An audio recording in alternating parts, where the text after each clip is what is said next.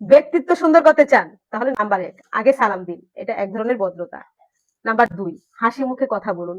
আপনার পাশের ব্যক্তিটা, আপনার সামনের ব্যক্তিটা আপনার সাথে যতই কটু কথা বলুক না কেন, যতই নেগেটিভ কথা বলুক না কেন, সেটা হাসি মুখে রিসিভ করার চেষ্টা করুন।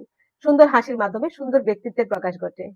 নাম্বার ৩ হাসির ছলে, তামাশার ছলে কখনোই মিথ্যা কথা বলতে যাবেন না।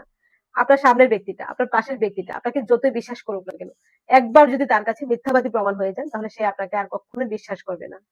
নাম্বার ৪ আগে শুনুন তারপরে বলুন। প্রত্যেকে চায় তার সামনের ব্যক্তিটা একটা গুড লিসেনার হোক। তার কথাগুলো আগে শুনুক। তাই আগে শুনবেন তারপর বলবেন। এতে ভুলও কম হবে। নাম্বার ৫ কখনো কোথাও ভুল হলে সরি বলবেন। সাথে, সাথে সরি বলে কারেকশন করে নিবেন। সরি বললে আপনার ব্যক্তিত্বের ডাউন হয় না। বরং সুন্দর একটি ব্যক্তিত্বের প্রকাশ ঘটে। নাম্বার ৬ ধীরে, ধীরে সুন্দর করে বুঝিয়ে কথা বলুন। খুব লাউডলি কথা বলতে যাবেন না। আস্তে, আস্তে বুঝিয়ে কথা বললে আপনার সামনে যে আছে সে আপনার কথাটা মনোযোগ দিয়ে শুনবে। আপনার কথা শুনতে তার আগ্রহ প্রকাশ পাবে। নাম্বার ৭ রাগ নিয়ন্ত্রণে রাখুন। রাগ জিনিসটা খুবই খারাপ। রাগ সব জায়গায় নিয়ন্ত্রণ রাখার চেষ্টা করবেন। যদি আপনি রাগ নিয়ন্ত্রণ রাখতে পারেন তাহলে আপনি ভালো ব্যক্তিত্ব ধরে রাখতে পারবেন।